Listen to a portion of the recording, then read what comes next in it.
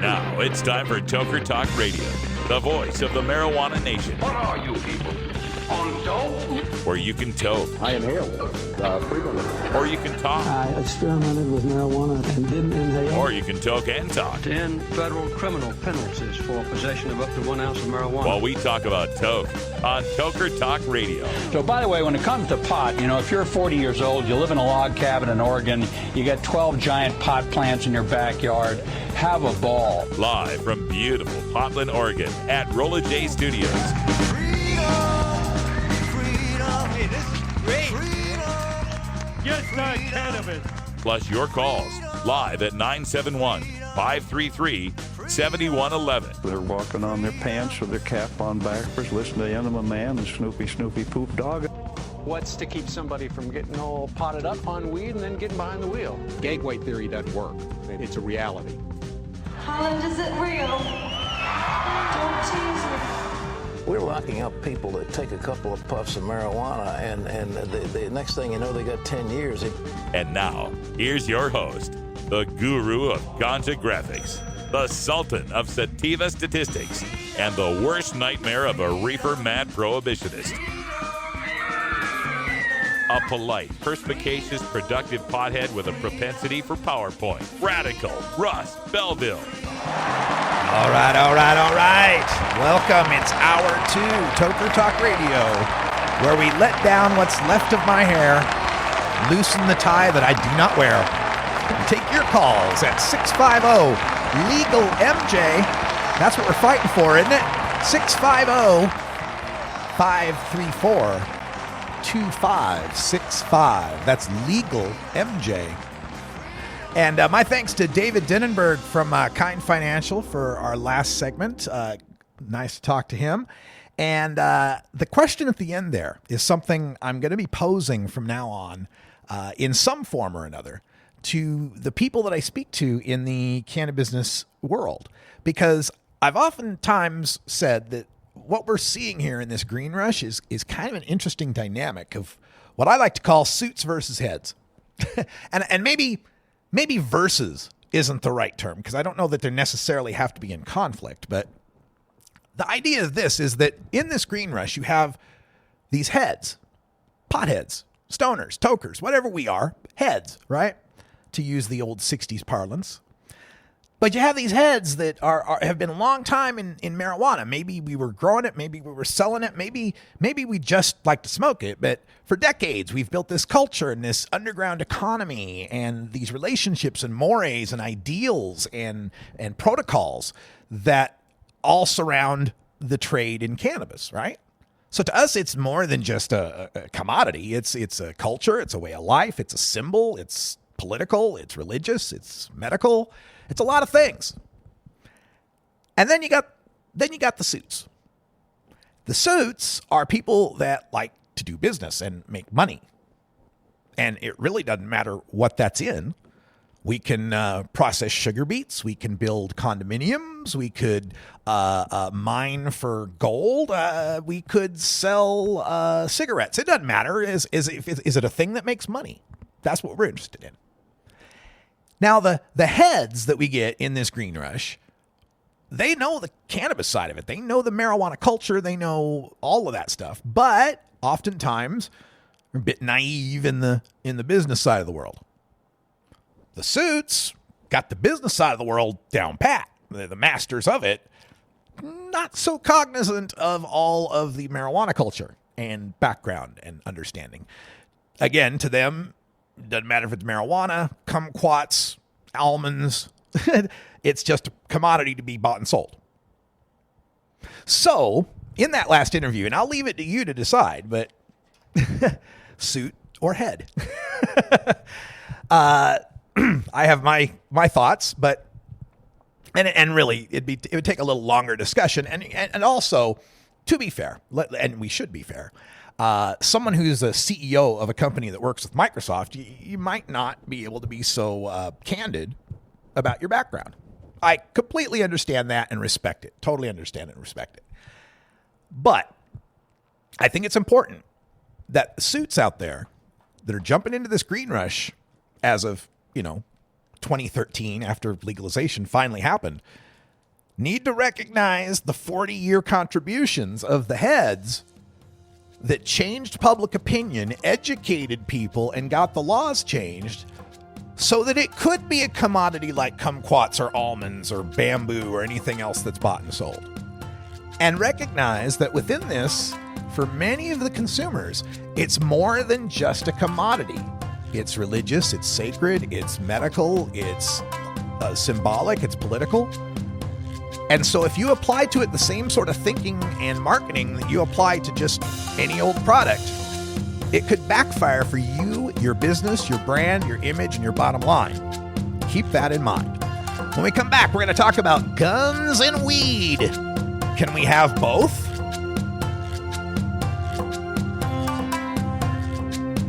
This is the Russ Belville Show on CannabisRadio.com.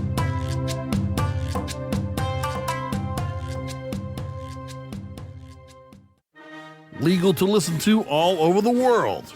We're just not sure about France. CannabisRadio.com.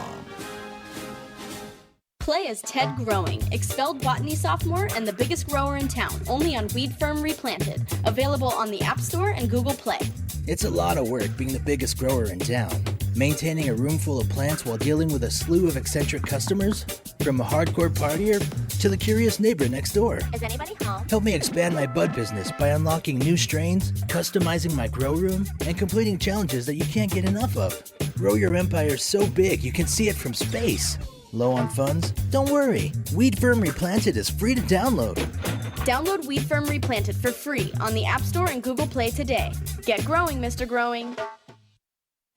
Doc Rob, the concierge for better living. My guests say Razzie Berry. We're talking about nature, naturopathic medicine, as well as the concept of prevention and preventing disease. Empower people to live a naturopathic lifestyle, get to know your body, understand its rhythms, remove toxins, and use natural alternatives whenever possible.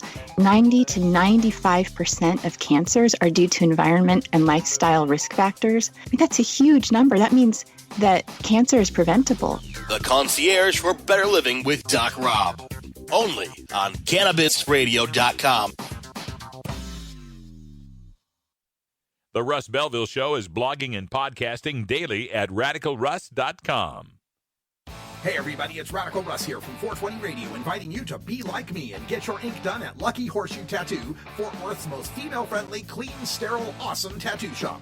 Thomas and his crew are true artists who can design you a custom piece or use a design you bring in. Lucky Horseshoe Tattoo also offers all styles of tattooing as well as piercings and all-around fun. In the DFW area, stop by Lucky Horseshoe Tattoo and tell them Radical Russ sent you. Trust me, it'll feel awesome.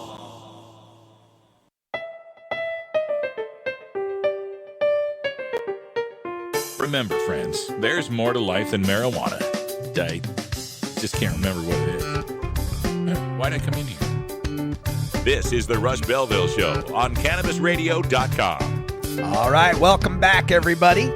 And for our discussion topic today, our phone lines are open at 650-LEGAL-MJ, 650-534-2565 is our Legal MJ number. And today we're going to talk about guns and weed. And I know as soon as I said that earlier in the show, about half my listeners went, "Aw, shit, here goes lefty gun grabber Radical Russ again." I assure you, that is not the direction I'm taking this today. For today's discussion is not about guns. Today's discussion is about guns and weed. And for the purposes of the discussion, we're going to accept the Supreme Court's decision in Heller that we have an individual private right of gun ownership. We're going to not question whether that's right or wrong or should be changed. We're going to accept the law as it is. And as the law is, we have a right to keep and bear arms. The question is, does that right not apply to pot smokers? Now, there's a lot of law around this, and I've been doing a lot of research on it. And I, of course, start with my disclaimer that I'm a talk radio host and a marijuana activist. I am not a paralegal or anyone with a law degree. So My opinions mean nothing. I have no relevant education on this. However, I can read. I can read and understand legal terms, and have been reading lots of them for 10 years now, doing a lot of research on various state laws and initiatives and so forth. So I think I'm a pretty well-informed person and fairly intelligent. So if I can't understand this, I'm willing to accept that I might be wrong on this. But if I can't understand it, I know there's a lot of other people that don't understand it, and maybe somebody can explain it to me. All right, so let me get to the deets here. Of course, this is concerning the Keith Lamont Scott killing in Charlotte, North Carolina, where the police gunned him down. And this discussion isn't about should they have given, did he have a gun? Was he pointing it at him? I'm not even getting into that controversy here. What this controversy has to do with was the entire reason the cops he got the cops' attention in the first place. This is Chief Putney from Charlotte and his statement on how the encounter with Keith Lamont Scott began. 2 plainclothes officers were sitting inside of their unmarked police vehicle preparing to serve an arrest warrant in the parking lot of the Village at College Downs when a white SUV pulled in and parked beside them. All right, so to the person driving the SUV, he's pulling in alongside a car that's got people in it. Not a cop car and not cops in it, just a couple of people. All right, continue. The officers observed the driver, later identified as Mr. Keith Lamont Scott, rolling what they believed to be a marijuana blunt. Officers did not consider Mr. Scott's drug activity to be a priority at the time, and they resumed the warrant operation. All right, so he pulls up in the parking lot, parks by a car. 2 guys in the car see the guy rolling a joint and decide it's not worthy of their attention. Nothing, no big deal. Because they are serving a warrant, an arrest warrant. By the way, I find out later the arrest warrant is for a guy who's on skipped probation or a parole or something like that. Anyway, fugitive. Continuing from Chief Putney. A short time later, Officer Vinson observed Mr. Scott hold a gun up. Because of that, the officers had probable cause to arrest him for the drug violation and to further investigate Mr. Scott being in possession of a gun. Due to the combination of illegal drugs and the gun Mr. Scott had in his possession, officers decided to take enforcement action for public safety concerns. Officers departed the immediate area to outfit themselves with marked duty vests and equipment that would clearly identify them as police officers. All right, so let's break this down. Because of that, right? First they see him with weed. That is the crime in North Carolina. They see him with weed, but they decide that crime's no big deal because they got somebody more dangerous, something more pressing to do. In other words, weighing the public safety, their decision was the guy we've got a warrant for is a bigger danger than the guy smoking weed in his car. But then they see him hold up a gun, not brandish a gun, not pointed at anyone, not fired at anyone, not even leaving his car as far as we can tell. But they just see that he has one, that he has a gun. Now, because of that, they had the probable cause to arrest him for the drug violation. No. You had the probable cause when you saw the drug violation. How did seeing the gun then make the drug violation something you needed to go after? And this is important because the drug violation, North Carolina General Law, Section 90 through 94, defines marijuana as a state Scheduled 6 controlled substance. The blunt, I've got the picture of it from evidence. It's not a blunt. It's a joint. I guess blunt is what you call it when it's being smoked by a thug. Pinner little joint here. But anyway, it's well below a half ounce, right? So less than a half ounce possession in North Carolina is a Class 3 misdemeanor. That's the lowest possible level crime under North Carolina law. Class 3 misdemeanor. It is a greater crime under North Carolina law to say fuck on the telephone. Seriously, it's a Class 2 misdemeanor to utter obscene language over the telephone in North Carolina. I looked it up. Class 2 misdemeanor for that. Fuck on the telephone, class 2. Smoking a joint in your car, class 3. And the maximum possible punishment for smoking a joint in your car is a $200 fine with no jail time served. They can sentence you to jail, but by law, it must be suspended. So the cops saw the guy committing a lowest level possible crime that's only punishable by a $200 fine and decided the guy they were going after with the warrant was more dangerous. But then they saw the guy committing the class 3 misdemeanor with a gun in his hand. And that's what gave him the probable cause. Now, the problem with that is that North Carolina is one of 31 states in this country, whether you like it or not, whether you think it's wise or not, that have so-called open carry laws. And what that means is that any adult not subject to the prohibitions on gun ownership, right? And that, felons can't have a gun, domestic abusers can't have a gun, crazy people can't have a gun, right? Terrorist watch list, you can have a gun. Sorry, I wasn't going to go there. Sorry. I'm backing off. So anyway, anyone who's not prohibited from having a gun is lawfully allowed to carry a firearm so long as it's not concealed. That's a whole different thing. Concealed carry is a whole different thing. You got to get a permit. You got to get, fill out forms, background checks, sheriffs, all that shit. Open carry is legal. Any adult, 21 and older, open carry, perfectly legal. So, how is it that an adult openly displaying the gun he's legally allowed to carry create the probable cause needed to arrest Scott for the marijuana? The probable cause existed the moment they saw the marijuana and they decided it wasn't worthy of their attention. How did the sight of the legal gun make the illegal weed suddenly more dangerous than the guy they were going after on the warrant?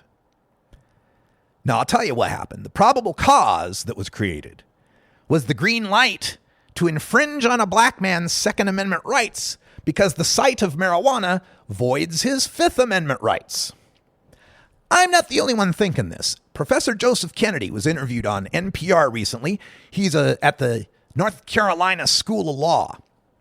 And he puts it out this way. NPR asks, is there anything in the law that says that you cannot both have marijuana and a gun at the same time? Kennedy, not specifically. So here's the question is, do the police have a reasonable suspicion that you're not just armed, but dangerous? So think of that in terms of 3 scenarios. Scenario 1, the police see me littering and I have a gun on my hip.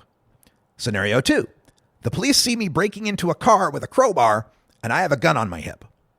Arguably, the police are justified in pointing their guns at me in scenario 2. They see me committing what is a felony in North Carolina, and the reasonable fear would be that since I have a gun, maybe I'll use it to resist arrest for the felony. Scenario 1, it doesn't seem reasonable to sort of draw their guns on me because littering is an infraction. The question is, where does smoking marijuana fit on that spectrum? Is it reasonable to assume that someone who's smoking marijuana and has a gun is also dangerous and is likely to resist police contact with deadly force? End quote. So that's the law professor at North Carolina asking this question, not just me. And it's something that we need to be thinking about because while smoking a joint's the class 3 misdemeanor, a crime in North Carolina, in other open carry states like Nebraska, a joint is just an infraction, just like Kennedy's littering scenario there. And other states like Montana are medical marijuana states where that joint is a crime, but a patient can't be arrested for it. And then, of course, my home state of Oregon has legalized adult possession of a joint, but public toking of it is a ticket, a mere infraction, like the littering scenario. I really want to know here. If I decide that I want to be packing an open carry gun and smoking a joint, are cops going to kill me over it? But isn't marijuana or dope illegal? Only for those who enjoy it.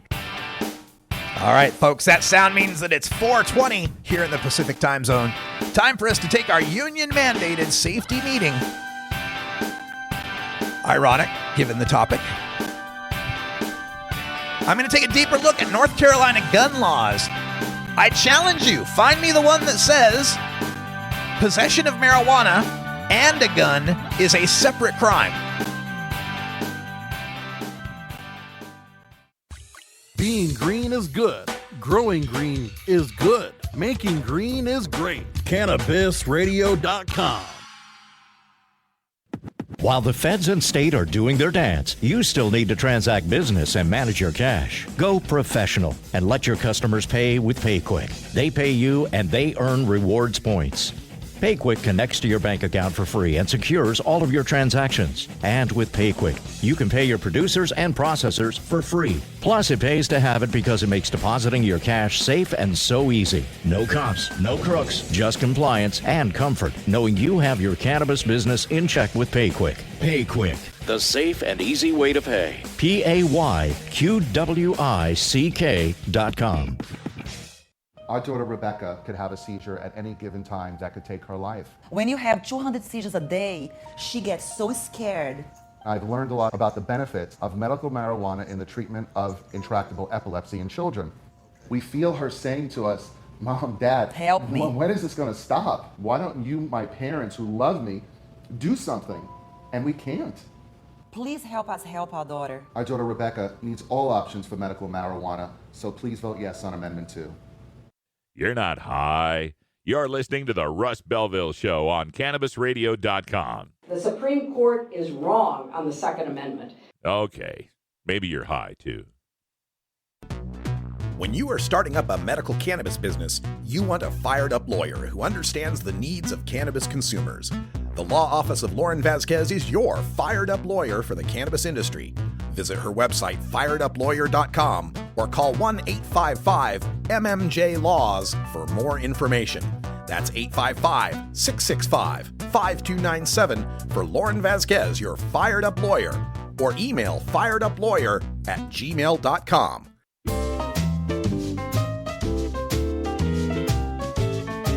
Pod 2.0. It's not your father's Woodstock weed. This is the Russ Belville Show on CannabisRadio.com.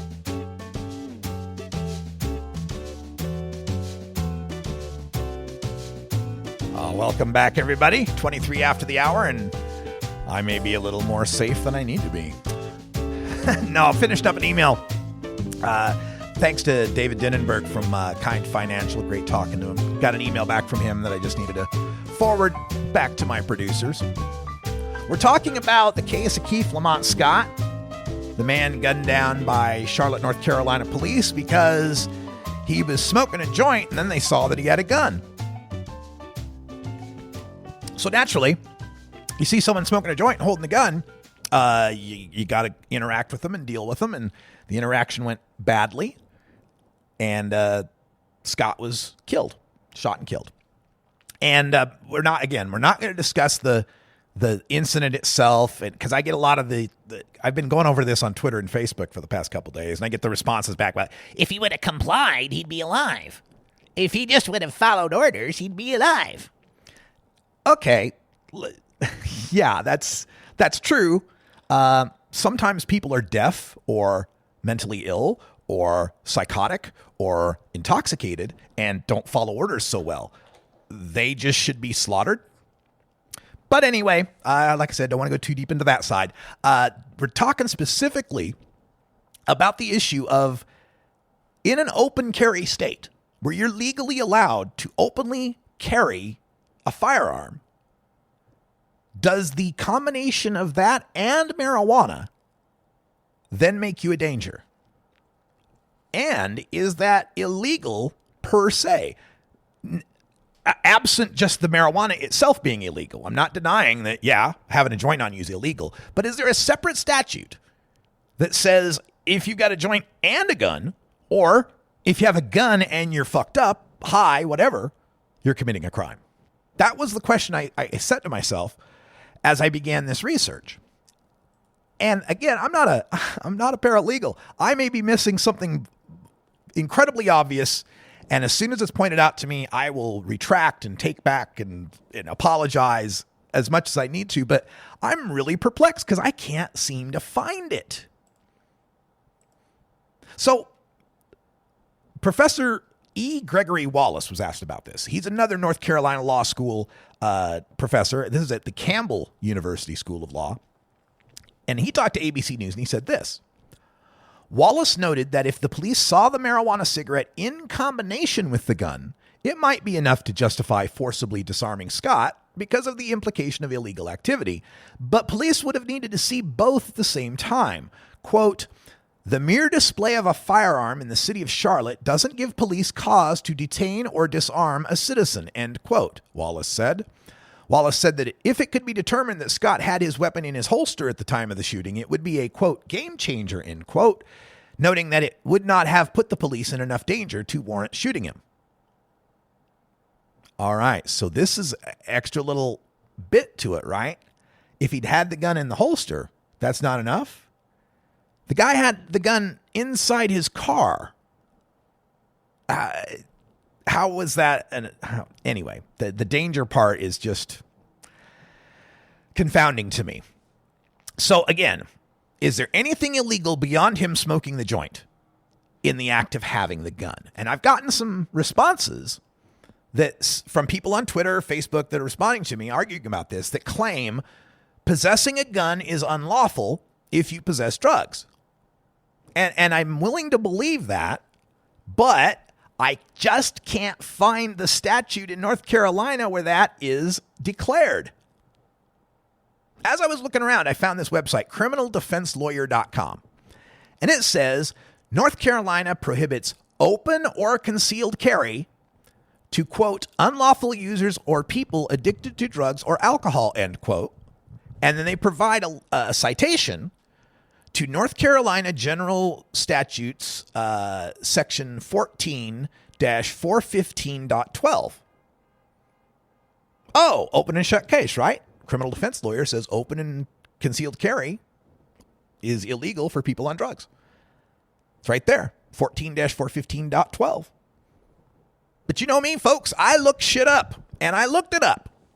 And Section 14-415.12, paragraph B, Section 5, prohibits issuance of a concealed carry permit to an unlawful user of or addicted to marijuana. So the pot smoker can't apply for or receive or be given a concealed carry permit. That doesn't tell me that he's prohibited from the open carry rights that all adults have. So I looked through the North Carolina statutes. That chapter 14 has the criminal laws. And I found the law against carrying a concealed weapon without a permit. I found the law for prohibiting carrying a concealed weapon while you're high, permit or not. So if you're a concealed permit holder, but you're high, that you've got that joint on you and you're carrying the gun, that's specifically illegal. But it doesn't say you can't open carry. It specifically says the concealed part in it. I found the law against carrying guns openly or concealed on a university campus or a school, prohibiting carrying guns openly in places where alcohol is served or consumed. I don't think there was any alcohol being served or consumed in the car. And it specifically says alcohol, doesn't say drugs or intoxicants. I found the law against that prohibits guns being openly or concealed carry in government buildings. I found that there's a prohibition against guns being carried by minors, guns carried by domestic abusers, carrying guns openly at parades and other public events, guns being carried by stalkers, carrying guns during riots or domestic disturbances, carrying guns if you're a felon, carrying guns if you're currently imprisoned, and carrying guns if you've been declared mentally unstable or are currently committed. So I found a lot of prohibitions on the carrying of guns, some of them being concealed carry stuff only, but others being also mentioning open carry. And there's also laws against the use of a firearm that they punish you more if you have a firearm in the commission of a felony, but smoking joint's not a felony. And the legislature took the time to put the words openly or concealed on some of the prohibitions in that section. And the section is the section dealing with carrying concealed weapons. So it seems to me that the section is dealing with concealed weapons except for the parts where it specifically says open or concealed. So it seems logical to me that if they wanted a prohibition on someone's right to open carry, they would have written it down. Because it seems otherwise open carry is permitted except where it's forbidden. Now, that's North Carolina law. That's North Carolina. Now there's a federal law. U.S. Code, 18 U.S. Code, Title 18 U.S. Code, Section 922, Paragraph D, Section 3, or Line 3, or whatever, Subparagraph 3. There is a following prohibition on selling and giving guns to tokers. It reads, "It shall be unlawful for any person to sell or otherwise dispose of any firearm or ammunition to any person knowing or having reasonable cause to believe that such person is an unlawful user of or addicted to any controlled substance." Selling or otherwise disposing, I don't see possessing in there. Now, in paragraph G, line 3, we get a prohibition on a toker shipping, receiving, or possessing a gun that had been transported between the states. It reads, "It shall be unlawful for any person who is an unlawful user of or addicted to any controlled substance to ship or transport in interstate or foreign commerce or possess in or affecting commerce any firearm or ammunition, or to receive any firearm or ammunition which has been shipped or transported in interstate or foreign commerce." The guy's smoking a joint in his car that shows a gun doesn't show us that it was shipped through interstate commerce or that it was bought or that it was sold. I just can't find any particular statute that says the mere possession of a gun by a toker is a crime in and of itself. Now, North Carolina's Attorney General, Roy Cooper, has published a multi-page document on North Carolina's gun laws that I read, and it's a real page turner. Roy Cooper says it's a federal crime to possess a gun if you're a toker, but I don't find that in U.S. Code. Again, shipping, transporting, receiving in interstate commerce, or trying to buy or sell or otherwise dispose of, but the mere keeping and bearing of those arms, I don't see a prohibition on that if you're a pot smoker. And also, it's really not within the jurisdiction of the Charlotte Police Department to be enforcing federal laws anyway. The rest of Cooper's dissertation on these North Carolina gun laws explain in detail the rules on concealed carry, but not open carry. I did get a response from one of the commenters on my feed who tells me that Cooper said all concealed carry restrictions are applicable to open carry as well. He called it a reciprocal. They're reciprocal.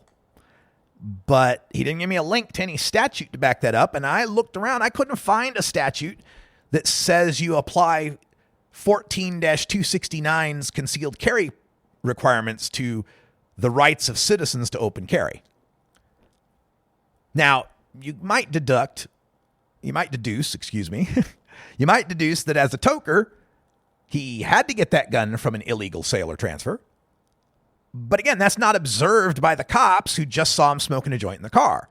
He might have never toked in his life, made a legal gun purchase, and then took up pot smoking afterwards.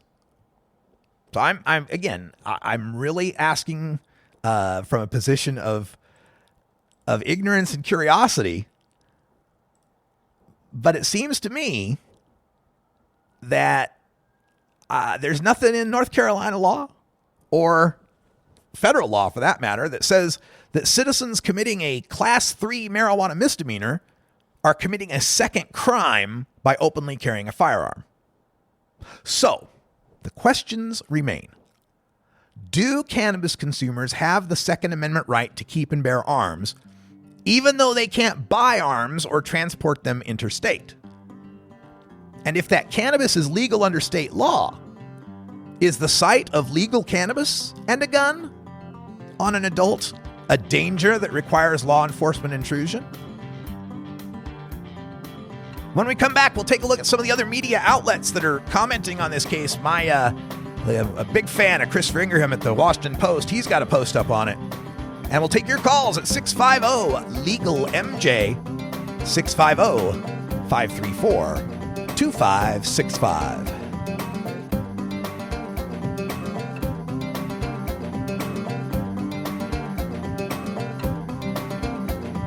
This is the Russ Belville Show on CannabisRadio.com.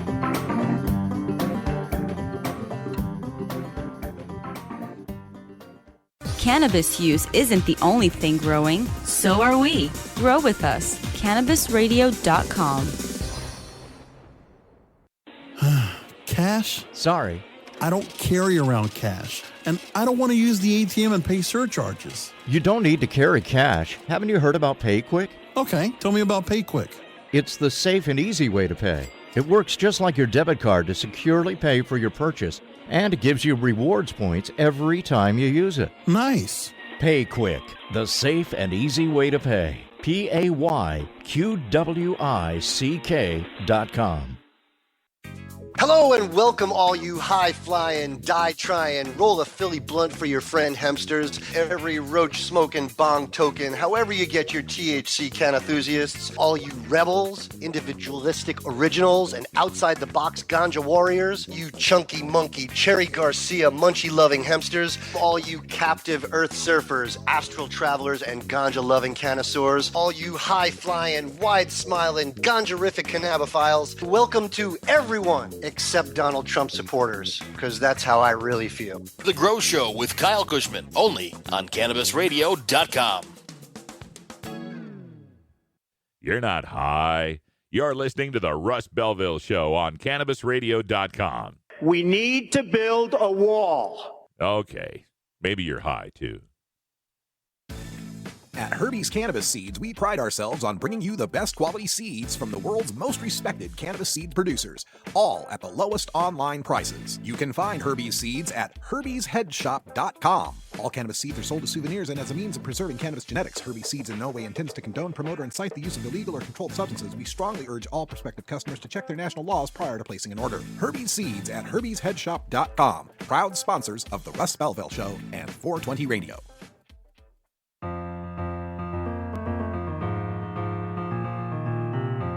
Pod 2.0. It's not your father's Woodstock weed. This is the Russ Belville Show on CannabisRadio.com. Welcome back, everybody, from beautiful legal Potland, Oregon, where we're counting down just 40 days away. 40? Yeah, 40, 41, something like that. From Marijuana Election Night 2016. The most momentous occasion in marijuana reform history, and we'll be bringing it to you live here on CannabisRadio.com. 3 p.m. Pacific to 9 p.m. Pacific. We got 6 hours of coverage because we got 4 time zones to cover and 9 states voting on reform. Plus, we got all sorts of local votes happening in California, Oregon, Washington, and Colorado to bring to you. It's going to be a doozy. Marijuana Election Night. CannabisRadio.com and hashtag MJ Election Night. We've been discussing the case of Keith Lamont Scott, the man who was killed by police in Charlotte, North Carolina, and has provoked protests and outrage and looting and rioting and just unrest out there in Charlotte. It's a part of the larger phenomenon that's fallen under the hashtag Black Lives Matter to chronicle the all too frequent killing of African Americans by police in circumstances where you would almost be assured that a white person would not be facing that problem. And that's another big story to have to talk about with racial profiling, and is there systemic racism? And then you get the people responding back about black on black crime and, you know, other red herrings to try to divert the discussion. And this Keith Lamont Scott case isn't a cut and dried case either, because of the video that's available and the officers claiming he had a gun and showing, you know, evidence. There's a gun, there's a holster, there's a joint. We don't know where that gun came from, and there's some question by people that have evaluated the videos that say it looks as if the gun might have been planted, and it's not beyond the realm of possibility that there are cops out there that keep a drop gun, as they call it, something they can drop at a scene when a shooting goes bad to prove that the perp had a gun, press his hand up against that, and boom, you got DNA on it, right? That's not outside the realm of possibility. So it's not the best case, because he might have had a gun. Those cops may have been perfectly justified in reacting with deadly force. But what we're focusing on is the initial encounter itself, the moment that made it possible for this all to happen. And that was two plainclothes officers seeing a guy smoking a joint in his car, then later seeing that guy with a gun in the same car, and concluding, aha, he's got a gun, now we got to bust him for weed. When the gun is legal, presumably, under the open carry laws of North Carolina. What was it about a man having a gun that suddenly made the weed more dangerous? Also consider the time it took them between one event and the other. In the report that Chief Putney told us, those cops, they were plainclothes cops in a plain car, saw the weed, ignored it, saw the gun, decided they needed to do something, so they left the scene so they could change into police vests so they could be easily identified. So this danger, this terrible danger that was befalling Charlotte, North Carolina, to the point where they needed to abandon the warrant they were serving on a suspect who is already a known criminal who's violated the probation or parole or whatever the hell it was. This danger was so severe that they didn't just jump out of their car as plainclothes cops to deal with the situation, but took the time to leave the scene, put on different clothes or slip some vests on or whatever, and then come back to deal with the problem. That's how much a danger it was. Yeah.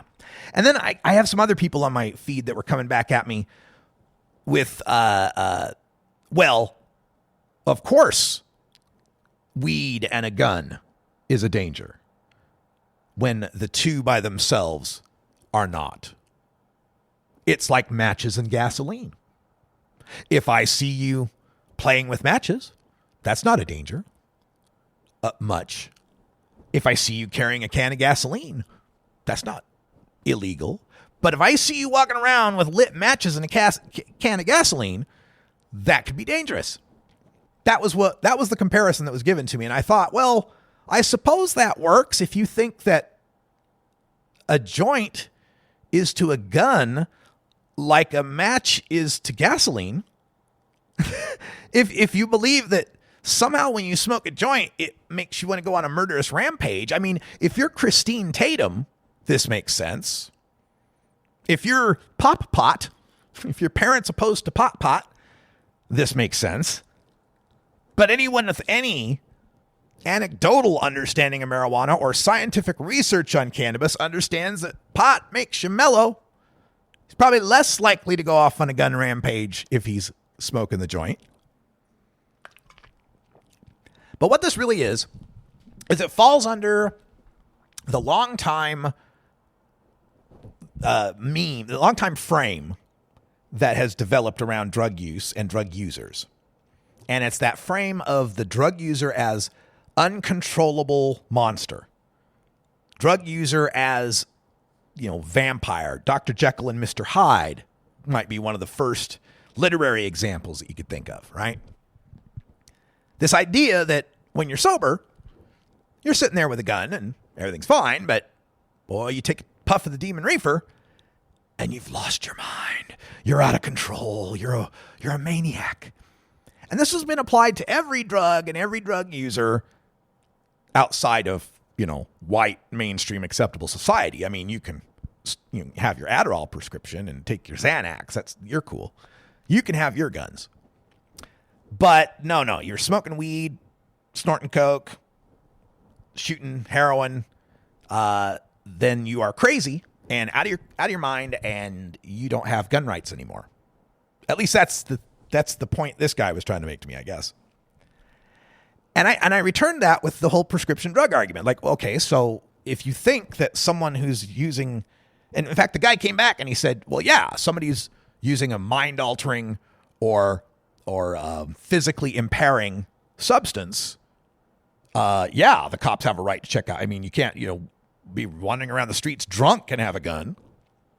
Like, okay, if that's the standard you want to set, that people who are currently under the influence of mind or reaction impairing substances don't have their Second Amendment rights anymore. If you want to set that standard, okay, but understand that antihistamines affect your judgment and your reaction times. Xanax, cough syrup. What else could we name? Prozac, Adderall.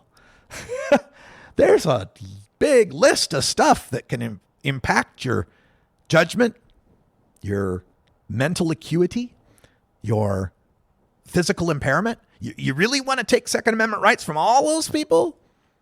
Or just the illegal drugs, right? Just the illegal ones. Yeah, that's the way it works. You can have your Oxy prescription, and we're not going to worry about your open carry. If the guy was sitting in his car and the cops had seen him with the pill bottle that he was opening and then taking the pill and drink of water and then saw him with a gun, you think he'd be dead now?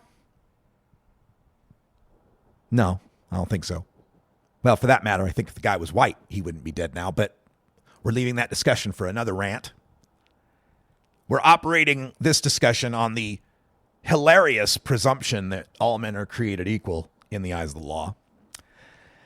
But anyway, there's other writers that are covering this. I found one did a great job on this in The Intercept, another one out there in The Guardian. I think this one here is from The Washington Post. Christopher Ingraham, who I love and adore, out at the Wonk blog, writes, the title is Marijuana Really Can Be Deadly, but Not in the Way You Probably Expect. And it's the #1 most read piece on the Washington Post today. And it brings up his marijuana use, Keith Lamont Scott's marijuana use, and how it was not a big deal. And the officers, once they saw the gun, then they had to interact with them.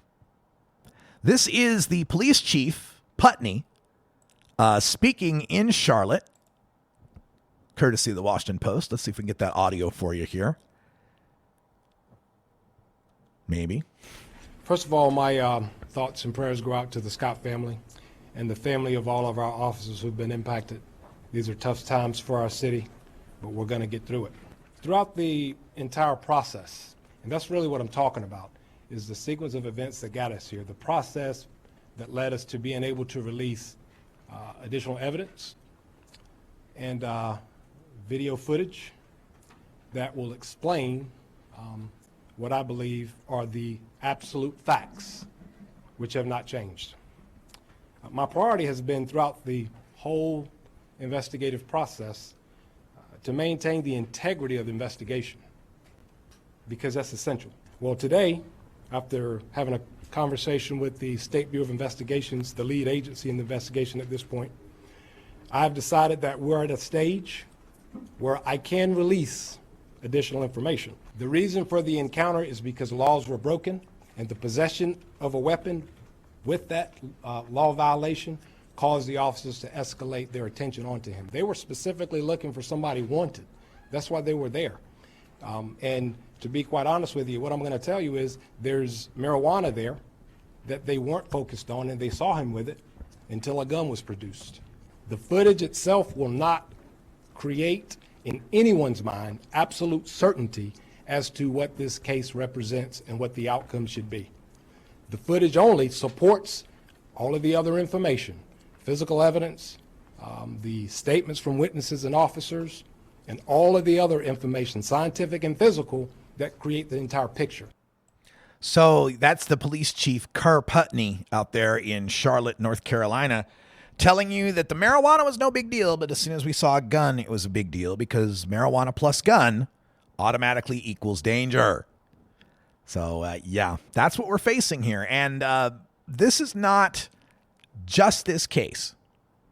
There's so many cases we could cover. And Christopher Ingraham at the Washington Post points out, quote, "It's not the first time low-level marijuana possession has escalated to a fatal police encounter. Last August, 19-year-old Zachary Hammond was fatally shot by police in Seneca, South Carolina, as he tried to flee from an attempted marijuana bust." P.S., by the way, Zachary is white. In 2012, officers killed unarmed Bronx teenager Ramarley Graham as he tried to flush pot down the toilet. P.S., by the way, the cops saw him and then chased him, and he ran into his grandmother's apartment, I believe it was, and they chased him into the grandmother's apartment, bursting down the door to try to stop him from flushing weed down the toilet, in which they ended up shooting and killing him in his grandmother's apartment. Trevon Cole was doing the same thing, trying to flush pot down a toilet, when police killed him in Las Vegas in 2010 during a drug raid at which no weapons were found. Yes, so the only solution to this is legalization. In North Carolina, marijuana is the lowest level misdemeanor possible, and it's essentially what NORML calls decriminalized, using the definition that it's something you can't get jail time for. Now, to me, decriminalized means it's something you can't be arrested for, something you just get a ticket for, but whatever. In North Carolina, you can't get jail time for that marijuana, and yet Scott was killed. New York State has decriminalization. Summary offense. Ticket. Fine. That's where Ramarley Graham was killed. Nevada has decriminalization. Possession of an ounce or less is a ticket. That's where Cole was killed. Because, folks, decriminalization is not legalization. Decriminalization means marijuana is still contraband, and the cops can still bug you, bust you, harass you, search you, escalate an encounter with you over it. This is why I get so angry when I hear those stoners against legalization in California saying, we don't need to legalize California, it's decrim, you only get a ticket. It's only a ticket for decrim. Yep, it's only a fine in North Carolina, too. Fat lot of good that did Keith Lamont Scott. Speaking of California, next Wednesday, week from today, I will be in California, in Sacramento, at the great Prop 64 debate, facing off against Stoners Against Legalization's Kevin Saunders and supposedly Letitia Pepper, an alleged attorney. Me and Dale Schaefer will be taking them on, and I will try to bring you live streaming coverage if possible. It'll be 11 a.m. Pacific on Wednesday. This is the Russ Belville Show on CannabisRadio.com.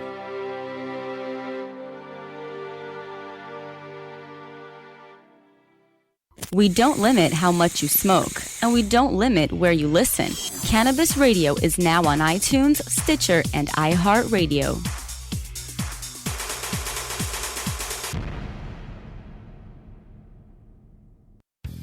The cannabis industry is growing, business is booming, and as new opportunities arise in newly legalized states, each market is getting more competitive. Today, it takes more than just being a good grower. Do you have the resources to market and handle this ever-changing business landscape? Let Canna Management Corporation help you grow your canna business with our vast resources and experience to make your business a fully functional service company. Financial management, HR, sales, marketing, efficiency, and more. CMC has the experience and the expertise to improve your business and help you better meet the demands of your clients and customers. Call Canna Management Corporation and let our team get you ready to grow. 415-269-8015.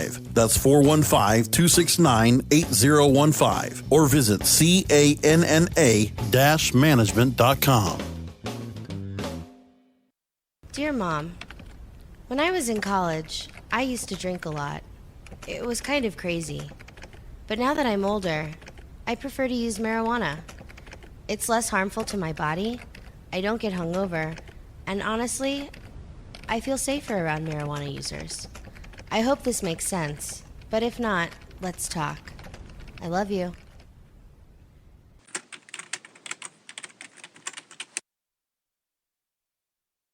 Get the latest updates on The Russ Belville Show by following Radical Russ on Twitter and liking The Russ Belville Show on Facebook. The Russ Belville Show is proudly sponsored by the Marijuana Business Association. The MJBA, called by NBC News the Cannabis Chamber of Commerce, is the fastest growing business association in the fastest growing industry in America. I've been working with the MJBA for years, and I personally invite you to join the MJBA. MJBA also publishes the popular MJ Headline News on Facebook and the MJNewsNetwork.com and Marijuana Channel 1 on YouTube. Visit mjba.net for more details.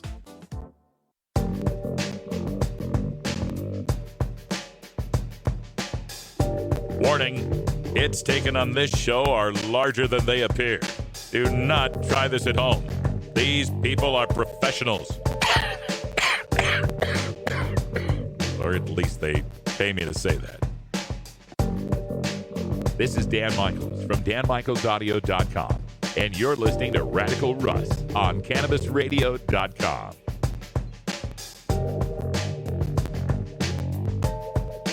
Welcome back, everybody. We're closing up shop here on the banks of the Willamette from the 26th floor of the Ardea condominium towers. But not for long.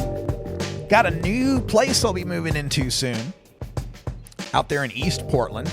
A place that's going to be a home of 4 marijuana activists. All marijuana activists. One's a clinic owner or clinic manager, a medical marijuana clinic manager. Another one's a publisher of Oregon's Cannabis Connection newspaper. And me and my IT guy with the new weednews.co website. And so we'll be sharing a home out there in East Portland, setting up a new studio. Should be pretty awesome. And we're going to call the place Delta 9 House. An homage to Animal House there. Delta 9 House. So that's where we'll be coming to you from sometime in October, I think. We'll get moved in. Well, that song means it's all over. Time flies when you legalize. That's all we got for today, but join us tomorrow. We got more news and interviews you can use for the cannabis community, including our bi-monthly visit from Jorge Cervantes in our Cultivator's Corner. If you got some grow questions, you can get those in on tomorrow's show. Then on Friday, Marijuana Election Night preview continues. We'll take a look at Massachusetts and speak with someone from the Question 4 campaign out there. For everyone here at CannabisRadio.com, I'm Radical Russ. Thanks for joining us, and until next time, take care of each other, tokers.